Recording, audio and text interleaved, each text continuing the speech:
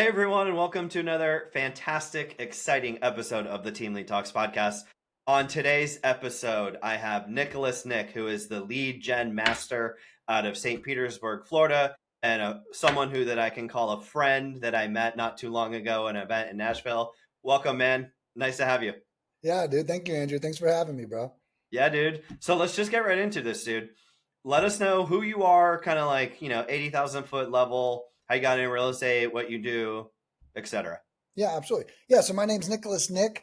I founded 9 years ago. It's still in business, but 9 years ago I founded this amazing company called leadminingpros.com. Some of you may have heard of it. Our marketing reaches very far. Plus, doing it for 9 years carries a lot of weight nowadays. Yeah. So you guys may have heard of me before. What I did is my journey has been really unique. So I was a restaurant manager for 13 years, like ages like 17 to 30. After those 13 years, I realized I was really quite exceptional. Like there was nobody at any other restaurants that were even close to my skill set, whether it was even using a computer, dealing with customers, dealing with employees. I had this one manager who would always get cussed out by customers, bro. Like he would always get cussed out. And he'd be like, dude, what's up with these customers? I said, bro, I've never been cussed out by a customer in Maybe 13 what's up years, with dude. you, right? Yeah, yeah, exactly. Exactly, dude. It's like it's not them, brother. It is Yeah. you. Okay. There's some pompous assholeness that's coming across here. But Yes. so I realized I was very exceptional in this career. I capped at $65,000 a year. I was working 70 hours a week, and I could literally see that my skills were exceptional. And at one point, I had to ask myself, like, what am I doing here? Right? Yeah. Like I'm clearly, and I was at a point which some of you can maybe resonate that are watching. When you're really good at your job, your boss starts actually surrounding you by shittier people. Okay. And they do that for two reasons. One, they think you can train them to Hmm. be better. And two, they think you can carry them across the finish line. And that's what I noticed kept happening. Like, I'm like, this is getting worse. Like, I want Yeah. to be surrounded by other exceptional people, was like my first goal. So I actually walked out on that job. I walked in one day, I was scheduled 90 hours for a month, 90 hours a week Wow. for 4 weeks. And I saw the schedule and I complained. And then they said they would fix it the next day. They didn't fix it. So I said, hey, you know what? I've been looking for a reason to get the hell out of here. And I think I just found it. When they gave you one, yeah. Yeah. Good. Yeah. Blessing. Yeah.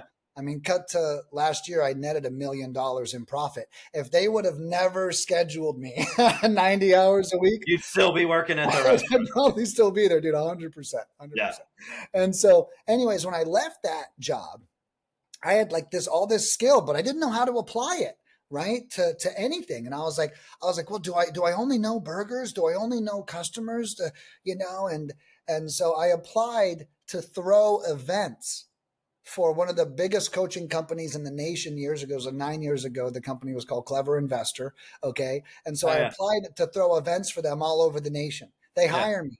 Now I'm flying all over the nation. I'm throwing events for 60 to 100 people at a time. It's going really well. I was right. I can throw an event, even though I've Hmm. never done it before. I Yeah. figured restaurants were like events that just happen for 12 hours a day, was what In I the thought. same spot all the time. Yeah, right, exactly. Exactly. And so they hired me. It worked. Dude, within 10 months, I'm working for Dean Graziosi. Okay.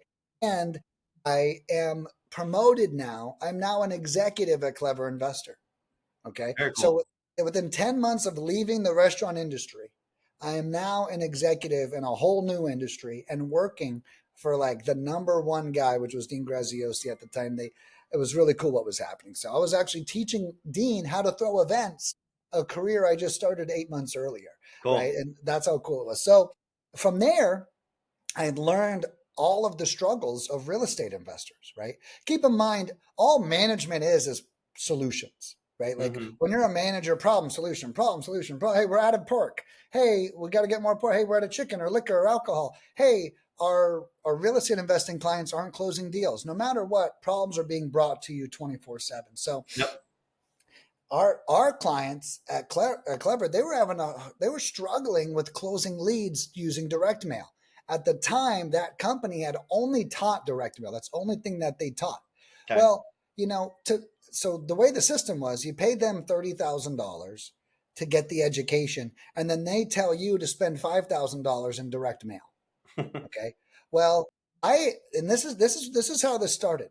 A woman calls me crying. I'm the executive.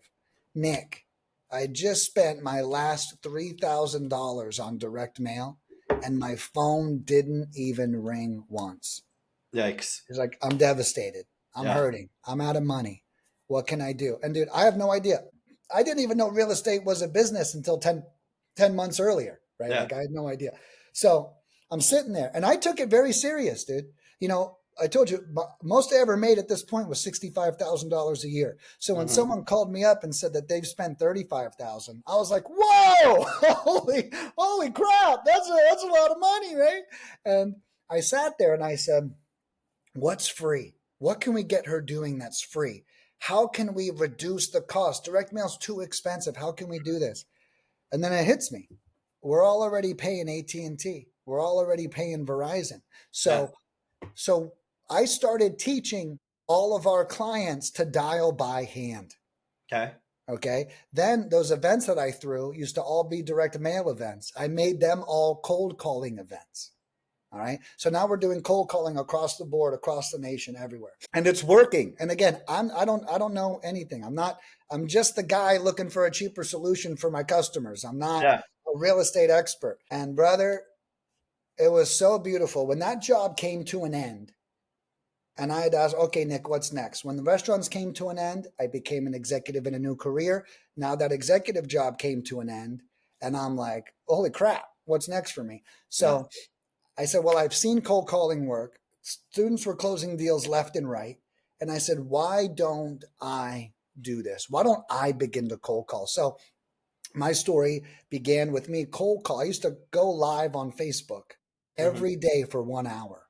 And I would cold call live on Facebook in front of everyone. I didn't Wow. have a business then. I was actually just trying to be an entrepreneur. I was just trying to be a real estate investor. Yeah. I'm just looking for a wholesale deal, right? Yeah. Now, at the end of 3 months, I had 5 people call me and offer to pay me to cold call for them because I was live on Facebook. They're like, "You're good at this. Could Yeah. I pay you?" And I'm like, "Sure, sure, sure." And then one day I make a post inside of a Facebook group and it blows up and I had 290 comments on it. This was literally 9, 10 years ago. And that day I emailed everybody about my cold calling services that hadn't even been, I'd created the email Yeah. first and then I emailed it to everyone. It was So that something crazy. that didn't quite exist yet, but you Right, took the right. initiative and said, "Hey, I have this product or this service that I can provide," when you really didn't have anything yet. But yeah, A I just small have, little bit of it. yeah. I just have what I was doing, but Yeah. I'd only been doing it for myself and 3, 4 other people. Right. So at that point, it wasn't necessarily scalable to that degree if all 290 people said yes. That's correct. Now, I did know, and I'm glad you asked it that way. So I did know it was scalable, and here's why. But it wasn't prepared to be scaled to that Yeah. level. Yeah. Yeah. But the way I knew it was scalable is because I just made my first cold call 2 months ago. And I said, wait a second, this is what my restaurant career taught me. I was like, if I'm this bad and I'm doing this good, Yeah.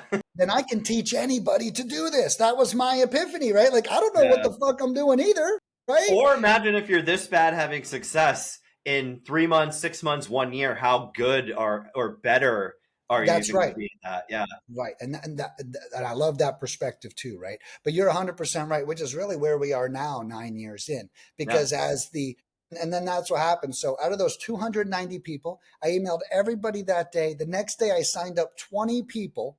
Hell yeah. And this company has been on a rocket ship to success ever since that day. Up big in sales, super happy clients. We have 600 positive reviews across our platform. So it's really been a blessing. And it was purely by accident. At the time, I'm just fumbling through everything and just taking massive action. And at Yeah. the end of the day, I now have one of the biggest and best lead gen companies for calling and texting. We don't do direct mail or anything. Okay.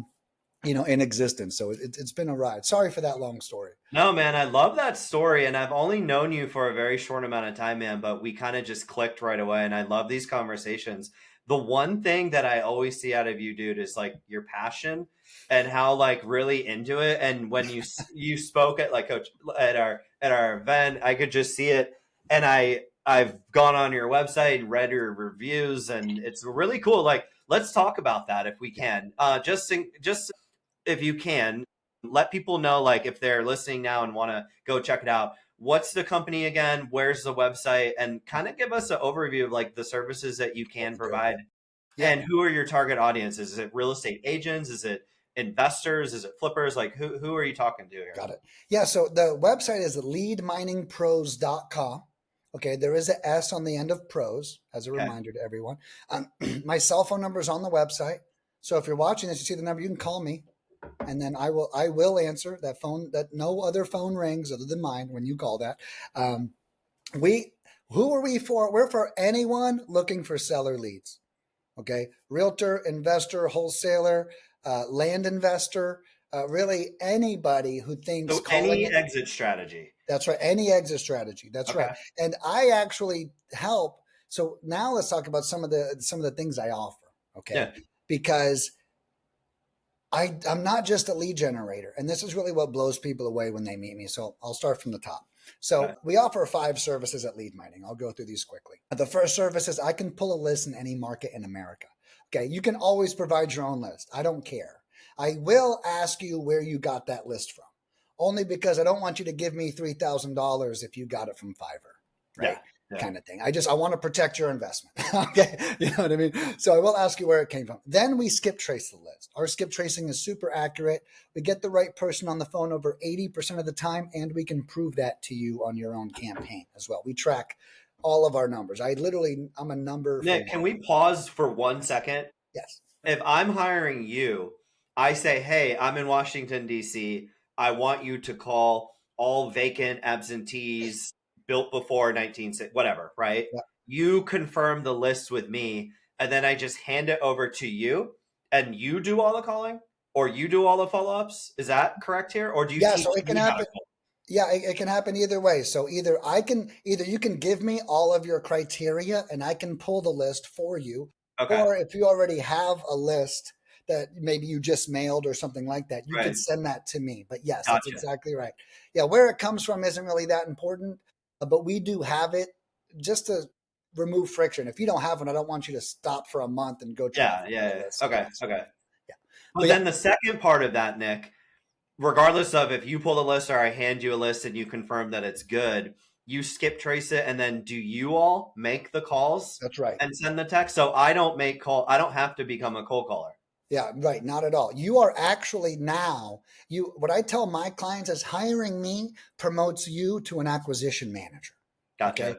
Before you hire me, you're a lead generator, Right. right? Is really what it is. Because without leads, this business doesn't exist. That's one thing Right. I've learned, right? Right. So yes, you're 100% right.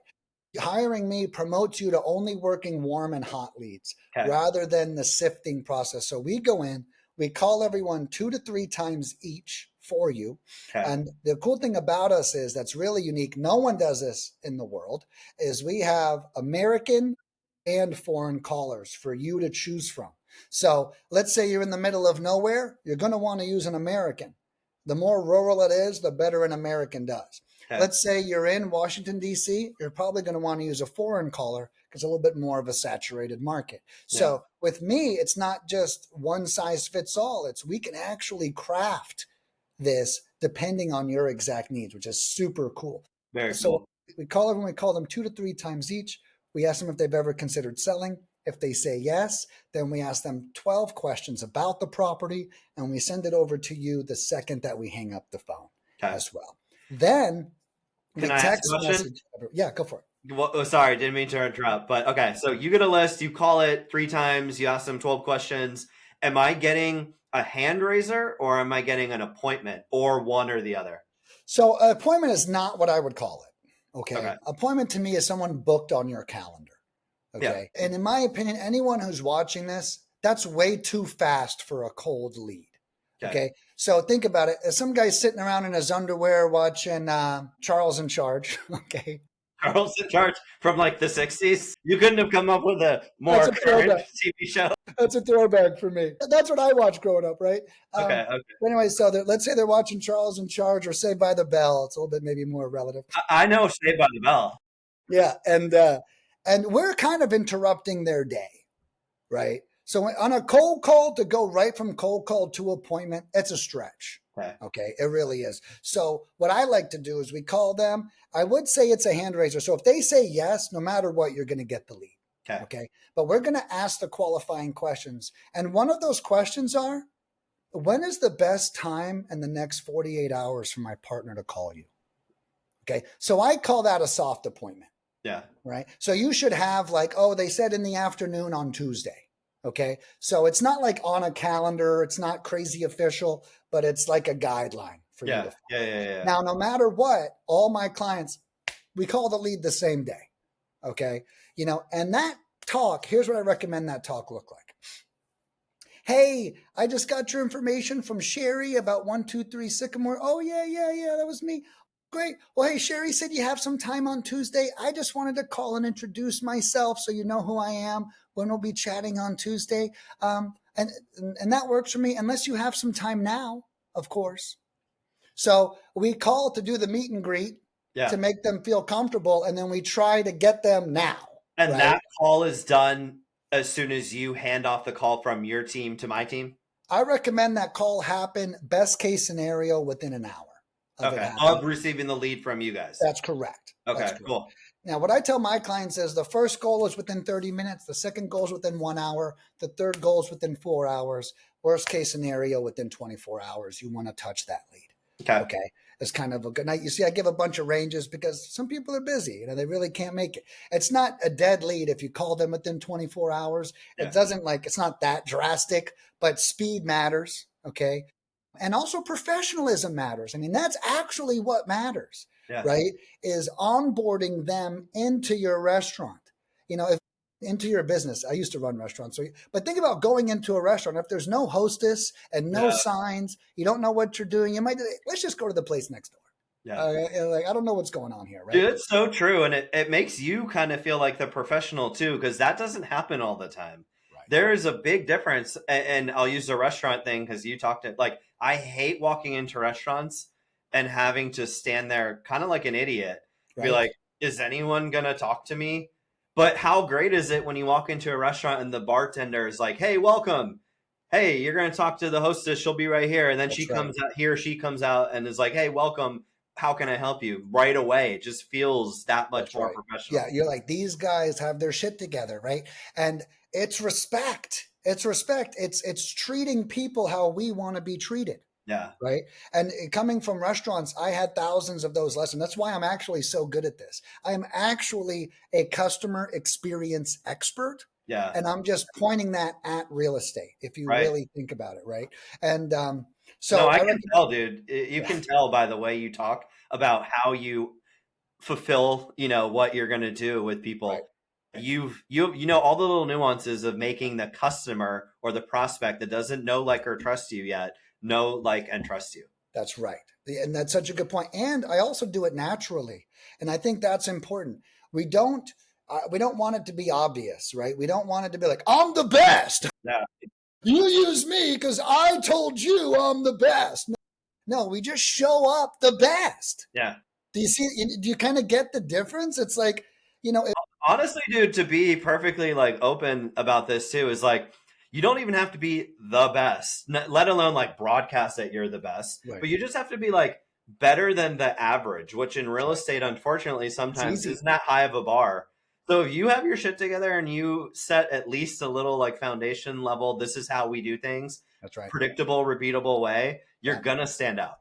Yeah. So I love that you said that. When I used to hire people into my restaurant, you know what I would say to them on their first day? I would say, it's really easy to shine around here. Yeah. Okay. And what I'm actually letting them know is it's way easier to be an all-star here than you think it is. Show up on time, do your job, and you're already in the top 10%. Yeah. And I think that's your point that you're making. You don't have to be the best. How about you be consistent and have a great attitude? Yeah. that automatically makes you the best. All right. And I think a lot of people, they shortchange those two things. And that's why I teach these things. So all the things we're talking about right now too, just so everyone knows, I have free courses that I give to all of my clients, and you could actually get access to them without ever paying me. And all these topics that we go in on the seller experience being perfected, I have a 1 hour course that I deep dive on improving your seller's experience. Very cool. And just so everyone knows, that's at the top of my website. It says free REI courses. I just wanted to touch on that real quick. Cool. Because not all the nuggets are in this video. They're going to be in that course, and it's actually Yeah. going to allow you to craft a beautiful experience. Because one of the things we often forget, because we're so focused on making tens of thousands of dollars, that we forget this is actually about the seller having a great experience. And if you focus on that first, the dollars, regardless of how many or how few, will just come. 100%. Yeah, That's that's the exactly. conversation I love having, and I love hearing with people like you. Like Yeah. that's the secondary thing or the tertiary thing that It's a happens. symptom, right? Yeah, it's the symptom of a great experience is you're Yeah. going to make money. And I tell my clients all the time, and here's another great tip for everyone. Stop focusing on how distressed you think a lead is and start focusing on how easy that lead is to talk to. Yeah. Think about that. It's the same exact thing you just said. And because that principle is different. If they're easy to talk to, yeah, they may not say what I need them to say on the first call, but they might say it on the second call. But Right. if they're hard to talk to, they're not going to say it on any call. You know what I mean? They're just going to give you the runaround. So I tell all my clients, if they're easy to talk to, that's a hot lead. So don't analyze it to death and talk yourself out of it. Yeah. Build that relationship, build that up, and then you're gonna have them right where you want them. It's the same thing about focusing on the seller experience. Focus on their experience, and when they go, wow, you know what, Nick, I did get an offer for more money. But dude, you're the nicest. You're like the nicest investor I've ever run into. Yeah. You did everything you said you were going to do. You're prompt. You showed up on time. The last guy with more money ghosted me for 2 weeks. Yeah. You know, I Yeah. don't want to work with that guy. So it's like we forget that there's so much that actually goes into a fully functioning relationship. And what I teach my clients is, and you hear it in the course, but you got to get them to fall in love with you. And not that they're going to fall in love with you, but we shoot for the stars and we reach for the moon, Yeah. right? It's like love is our goal. If they're just a really good friend, we killed it, you know? So Right. those are some of my fundamentals. Yeah. Yeah.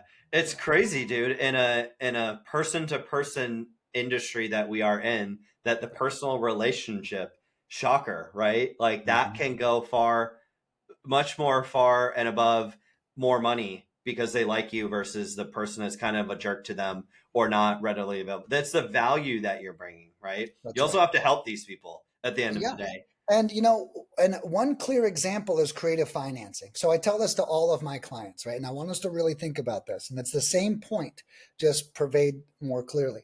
Yeah. A lot of people call me up and they go, "Hey, Nick, do you do seller finance leads?" And I'm like, well, yeah, we do ask that question to every lead. Are you open to receiving monthly payments on here? Now, what I remind every client that says that is I say, hey, just so you know, seller financing is based off the relationship you have with them. It's a Hmm. very personal thing to get someone to loan you a house Yeah. Yeah. because that's basically what they're doing, right? Yeah. Now, and then I remind them, I said, I wouldn't seller finance you $100 bicycle if I didn't like you. Okay. And they always laugh and go, oh, shit, you're right. Yeah. So that's a good reminder that, look, if you're not being pleasant, if you're not being likable, then your career in seller finance is over already, Yeah. And it's exactly what you're saying. Considering them, considering their feelings automatically makes you likable. Same thing about us. And one other little tip I'll just share. Hmm. Don't be combative on the first call with the seller. I call the first, for anyone who has kids out there, I call the first call with the seller imaginary tea time. Okay. And think about having tea with your daughter. Okay. Or tea time with your daughter, and her invisible friends are there and her stuffed animals are talking. Is now the time to really have the conversation that imaginary friends don't exist with your daughter? Yeah. No, it's not. It's time to have tea with those imaginary friends Yes. and to have fun with her. And you know what? A week later at the dinner table, maybe then we have that conversation, right? It's the same exact thing with the seller. We're not here on our first meeting to confront any of their realities or argue with them, and just get the information, have a good conversation. You Right. know, that's it. And then I often follow that up with, when was the last time someone argued with you the first time you met them? And what does that relationship look like today? It's probably non-existent. I'd bet 99% of the time, right? Anyone who ever fights with me, the first time I meet them, I'm like, I hate that Yeah. person. And we need to remember that when we're dealing with people. Everything Yeah. you hate, other people hate too. It's actually Yeah. pretty simple.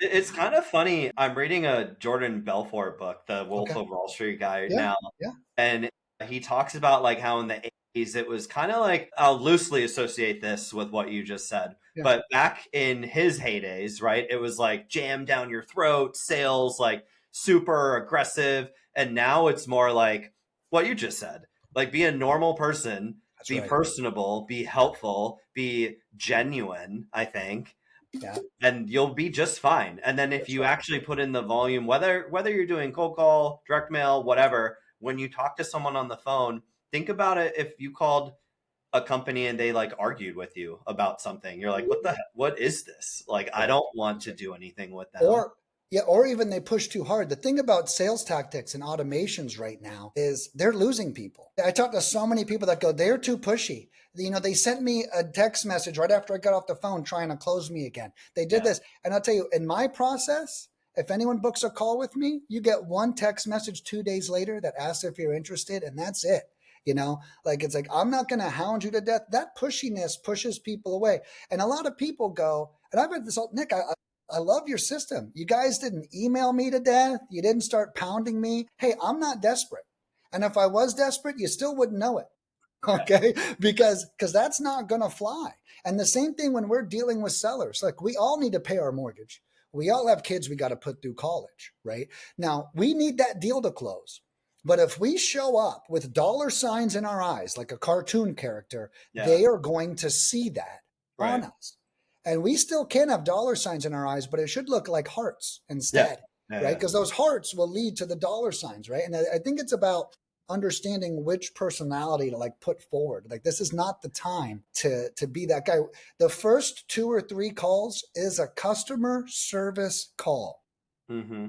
Only the call where you make the offer, that's the only time you wear your sales hat.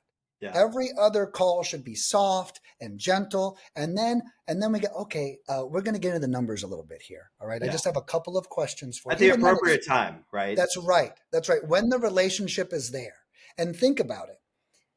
If you have a good relationship and you make a low offer, that good relationship will absorb the offer, right? Yes. If Yeah. they like you, they're going to be way less offended Yeah. by a lower offer than if you're just some jackass calling up people making low offers, right? Yep. So yeah, it's emotional intelligence in short is what it No, comes. I love that. That's very well said. Well, Nick, this has been absolutely amazing info. You're one of the nicest guys I know. I'm so, again, dude, I'm just so happy we're like friends and we Yeah, talk, and I'm yeah, excited to do more stuff with you together in the very near me future. too. But let's just one more time, let's tell people how to get in touch with Okay, you if they want yeah, to. We'll put this information in the description. And then I have one other question after that, but let people absolutely. know. Yeah. So leadminingpros.com, S at the end. Okay. Check us out. My cell phone number, I'll give it live out right now, is 727-877-3232. Okay. Feel free to text me, call me, do whatever you want. I'm super available. You'll call me and you'll go, oh, I didn't think you'd really answer. I'm really going to answer. And then just to recap, we pull lists, we skip trace them, we cold call them, and we text message them. So using us gets you a very thorough approach on your list. You're literally hitting them with 2 to 3 calls and one text message per person. So Very you're cool. going to come to us and you're going to be able to sleep easy at night knowing that I kicked the shit out of your list for you so you didn't have to. Very awesome. If you are in need of that, I highly, highly, highly cannot recommend Nick and his company more. So please reach out to him. and, make sure you're a good fit and work with Nick. One other question. I think I know the answer to this, dude, Oh but yeah. what is your opinion? AI is all the rage today, Yeah. right? And you're Hmm. starting to see these AI bots pop up in Yeah. CRMs. Oh, we'll text via AI and have real conversations and pass them along. We'll call people on the phone and have voice conversations. What is your thought on that? You know, being a restaurant manager, I have a totally different take on automation. Okay. Okay. Here's my opinion. If it if you haven't proven it to yourself yet, don't you dare fucking automate it. Okay? I think it's as simple as that. What I like to do, here's my system. I want to do it 50 times. This is literally what I do in my business and what I'll do for the end of my life. I do it the first 50 times. Then I give it to my executive assistant. Then she does it 50 times. Then she gives it to a virtual assistant. Then he does it 2,000 times. Mm-hmm. Okay. And then only when we chisel down to the exact words, to the exact process, to the exact thing that's worked, that's when you automate. Okay. Okay. If you automate too early, you will never know what works and you'll never know what's broken because you don't know what worked in the first place. Yep. Okay. And just because it works for someone else doesn't mean it's going to work for you. So I tell all of my clients call me up and they go, Nick, I'm thinking about hiring an acquisition manager. Yeah. Have you closed 10 deals yet? No, I haven't. Then what the fuck are you talking about right Right. now? Okay. Yeah. Because if you haven't done it yet, how are you going to manage someone who's doing it? You can't give them any advice. You can't coach them. And most importantly, you don't know when they suck or not, Yeah. right? So a lot of my strategy has to do with pure leadership. Okay. If I didn't do it myself, I can't audit you. If I can't audit you, then I'm not in control. And Right. if I'm not in control, what the hell are we even doing here, right? It's like it's no longer my business. I have to hope that this person or this system works. So I like to see proven manual results before I automate anything. If you have it proven for you and you know what works, automate your ass off, right? That's my philosophy. But automation too early will slow you down, it will confuse you, it will snare you, and then you know what? You're probably going to quit Yeah. because you're going to say, and I hear it all the time, a lot of these CRMs are super fancy and super high powered. Hey Nick, you know what? I couldn't figure it out. It started sending text messages to all these people. I just had to turn it off. And and like, don't Yeah. go through that. Be a seasoned pro, season yourself, and then build out the automations. That's very well said, dude. I'll also just add that last part really hit hard. I have a CRM company Yeah, and we are talking to different providers and it's like, well, who uses this, right? Like these auto texts and these right. auto dialers. Number one, I think Congress or federal law will eventually change to say you're talking to a bot because it's Yeah, getting scary, and I think that's going to be a thing that needs to happen. Like look at text messaging. Like 5-10 years ago you could text blast 50,000 people for like $1, and right, now it's $1,500 each text if you do that to a cold list, right? right. Yeah, I think that's going to come. It will derail some of that progress made, but it's dependency, yeah, dependency. yeah. Yeah, And then they're going to be horrible on the phone. yeah, But the other thing is, and I had one, I won't name it, but I know a very successful team owner who used it, and it kind of just went not completely off the rails, but it started just saying weird stuff. And it that's the was other one of part. the bigger, better, well known companies out there that's still out there today. And he was like, Right. it got scary because it had this weird left, and right, like all the way conversation about God knows what. And Yeah, that's my reputation. And then that's we right. had to like go and explain. And it was just weird. I'm like, just pick up the phone, just have Nick's company call people for you, Right. have them text, like do that. Like that's where when you're talking about the personal touch, if Right. I were called from someone, number one, I know immediately. Like we're all getting these loan application calls, right? In Right. America right Yeah. now. Right. Yeah. Immediately know it's a bot. I'm like, this feels so ingenuine. Even if they offered me a real chance at whatever it was, I probably wouldn't want to do it for that sheer fact. So we're very slow to roll that out. Yeah. We're more about like automating the low hanging fruit to That's kind right. of your like after you've manually done it, like automate the low hanging fruit to become more efficient. Yeah. But I think long run, you're going to see a lot of changes in the AI automation conversational part of it, Right. whether it's calling or texting. And two, like just to add to that, AI is hard to discipline. I can't write up AI. I can't. What Yeah. the hell were you doing? What are you thinking of? Like you can't. I can call my VA or my managers or my executives, and I can talk to them, and Yeah. we can talk through a problem. I can't say what were you thinking, Yeah. right? And to your point, I hear the stories all the time about the conversations going off of left wall. I can't afford that. Yeah. And you know what the other piece is? A $5 an hour well trained employee. I Yeah. mean, now I will say there's difference. I'm great at training employees. So one of my skill sets, 13 years running restaurants, employee management is my jam, right? Right. Which is why I have a cold calling company. It's very difficult to have a calling and texting company, Yeah. right? But my strength is in programming humans, Right. not in programming software. So another caveat to that is understand where your own strengths are and stay within those strengths. Yeah. Don't go off of left field just because someone said it. I'm going to stick to my strengths because that's what works for me. And the good news is, to your point, government eventually is going to hate AI. Yes. And that's because it doesn't pay taxes. It doesn't pay taxes. They Dude, I need never even thought about that. You're right. Dude, they need us employing people. I pay taxes on my employee, and then the employee pays taxes. Then the employee goes out and spends money that they pay sales tax on. Yeah. At Yeah. the end Good of the point. day, the government's going to realize Yeah. we need humans out there to do certain jobs. And it already is illegal for AI to do cold calling. It's called a robo dialer.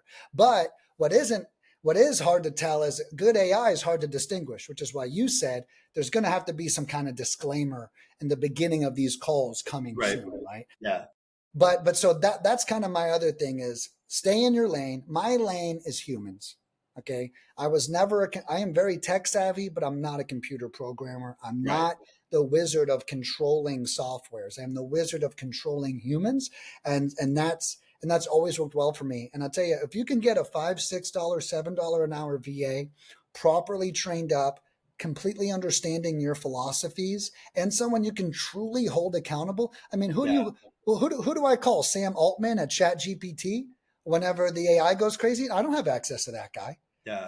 You can't even hold AI accountable. There's no slap on the wrist. Yeah. There's no punishment to it. And not to sound like a maniac, but if I can't discipline you, Yeah. then I don't have control Yeah. either. Yeah, it's the whole like garbage in, garbage out kind of thing. And it's Yeah. really hard. So for those of you who are doing it and working, like fantastic, that's really cool. But I loved how you said like I don't know if I would want to become dependent on that to run and operate my business to replace all the humans. So, That's right. but to each his own, right, man?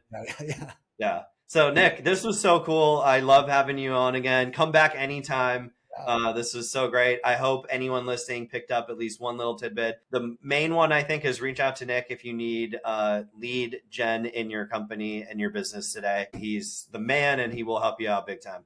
Yeah. Thank you, bro. Appreciate All right, man. appreciate being here. Yeah, dude. We'll talk soon. All right. See you, brother. Later.